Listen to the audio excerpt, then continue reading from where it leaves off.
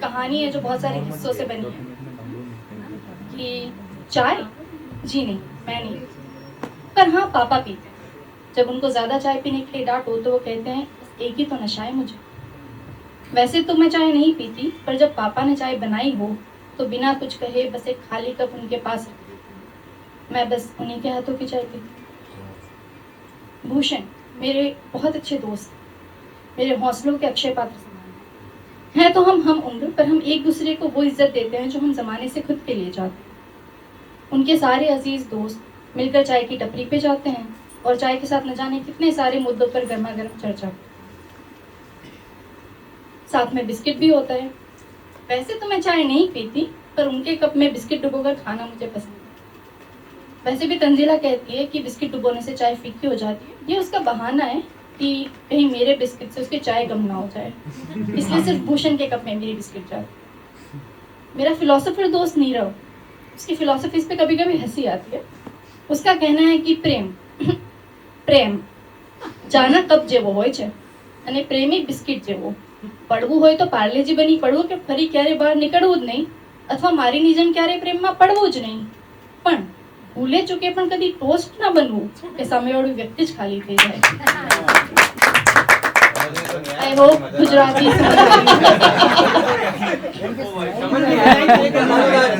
Hindi translation for you. उसका कहना है कि प्रेम चाय के कप जैसा होता है, प्रेमी बिस्किट जैसा। अगर गिरना है प्रेम में तो पार्ले जी बन के गिरोगे, वापस कभी बाहर मत आओ, और अगर नहीं तो मारी की तरह कभी प्रेम में गिरो ही मत, पर गलती से भी कभी टोस्ट मत बनना कि सामने वाला व्यक्ति ही खाली हो जाए। वाह वाह वाह वाह।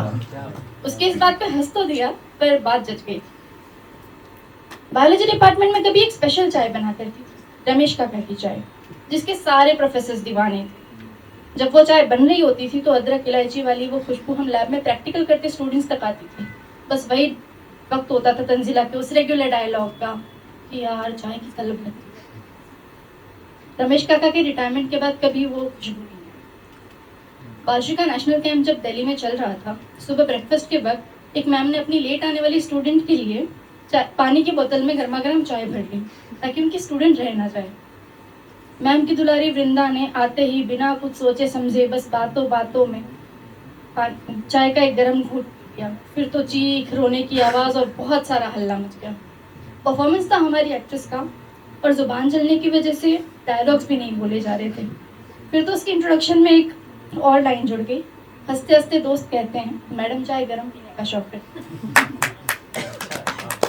अच्छा अच्छा। जब मेरे घर एक काम वाली आती थी तब रोज उसके लिए चाय मैं ही बनाती थी। चाय बनाना सीखते सीखते मैंने उसको अलग अलग जायका देना सीखा था। अदरक, इलायची, लौंग, पुदीना, तुलसी, मैंने सब कुछ डाल के देखा। यूट्यूब से सीख के मैंने कश्मीरी गुलाबी चाय भी बनाई है।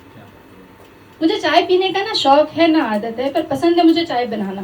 किसी का सर दर्द मिटाना, किसी की थकान दूर करना, किसी को सुकून देना, किसी की मेहमान नवाजी करना। तो हाँ, चाय पीती नहीं बनाती हूँ, तो चाय पे जरूर आऊँ।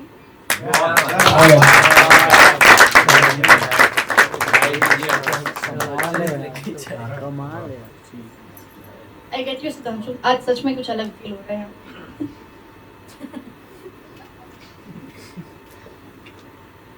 कुछ लिखा था अभी रिसेंट में कि मैं नहीं जीती क्या उन लम्हों को जो पीछे छूट गए, मैं नहीं जीती क्या उन लम्हों को जो पीछे छूट गए, नहीं याद करती क्या उन रिश्तों को जो अब टूट गए।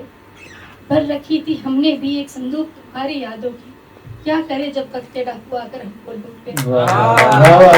बहुत अच्छे, क्या बात है, वाह। इसका इंटेंट ये था कि आपको कभी कभी गिल्ट होता है कि आपने कौन है।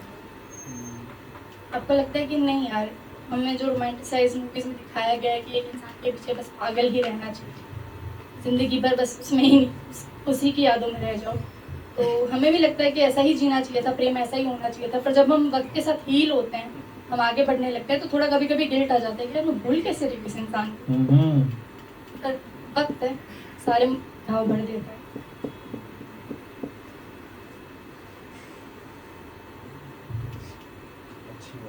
और ये कुछ लिखा है जिसको अभी मैंने पूरा नहीं किया, पर इसका सार आप समझ ही जाओगे।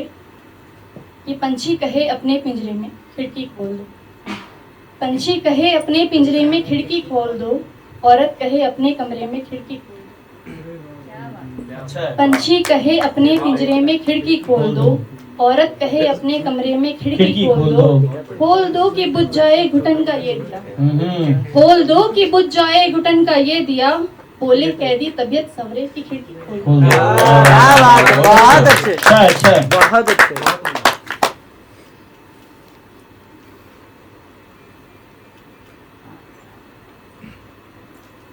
और मैं बहुत वक्त से वेट कर रही हूँ कि ये भजन किसी को सुना पाऊँ।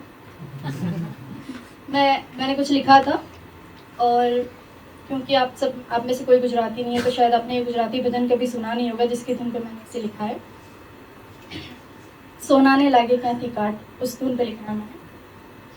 समझो ना मेरे जज्बात, गिरधारी मेरे कान्हा, सुनो ना मेरी बात। समझो ना मेरे जज्बात, गिरधारी मेरे कान्हा, सुनो ना मेरी बात। राधिका संगे तुम नैन लड़ाए, गोपियन संगे तुम रास रचाए। मथुरा के नाथ द्वारिका के अधीश बन, मथुरा के नाथ द्वारिका के अधीश बन, रुक्मणी ब्याही बिन बरात। गिरधारी मेरे कान्हा, सुनो ना मेरी बात। समझो ना मेरे जज्बात, गिरधारी मेरे कान्हा, सुनो ना मेरी बात। धर्म अधर्म का भेद दिखाए, जग को प्रेम का पाठ पढ़ाए। द्रौपदी सखा पार्थ के सारथी बन, द्रौपदी सखा पार्थ के सारथी बन, गीता का दिया प्रसाद। गिरधारी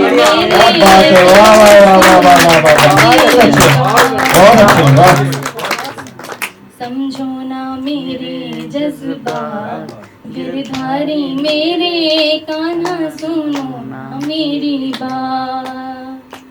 अभी एक सवाल है जो मुझसे पूछना है। जिन्होंने सिखाया है कि मोह क्या है, कर्तव्य क्या है, पर हम आज के ज़माने में समझ नहीं पा रहे। हम जिसको ड्यूटी समझ के कर रहे, क्या पता ये सब मोह माया जाल, क्या पता ये सब करना ज़रूरी ही ना हो, जिसे हम अपनी जिम्मेदारी समझें। सबने बांधे हैं मोह के धागे, पर मेरा मन मुक्ति ही मांगे।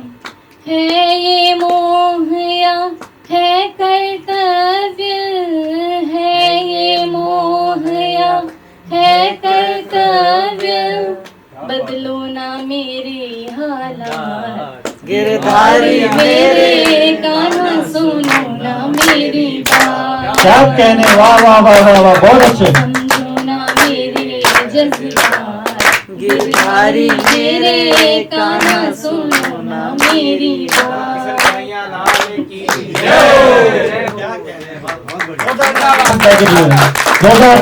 क्या कहने। तो अगले, अब जो आखिरी तो नहीं, आखिरी से पहले अगले जो कलमकार हैं जिनको मैं मंच पर आमंत्रित करना चाहूंगा, सुनिएगा। उन्हीं की 4 लाइनों से उनका स्वागत करता हूं कि बीटेक करके जिंदगी गोल हो गई।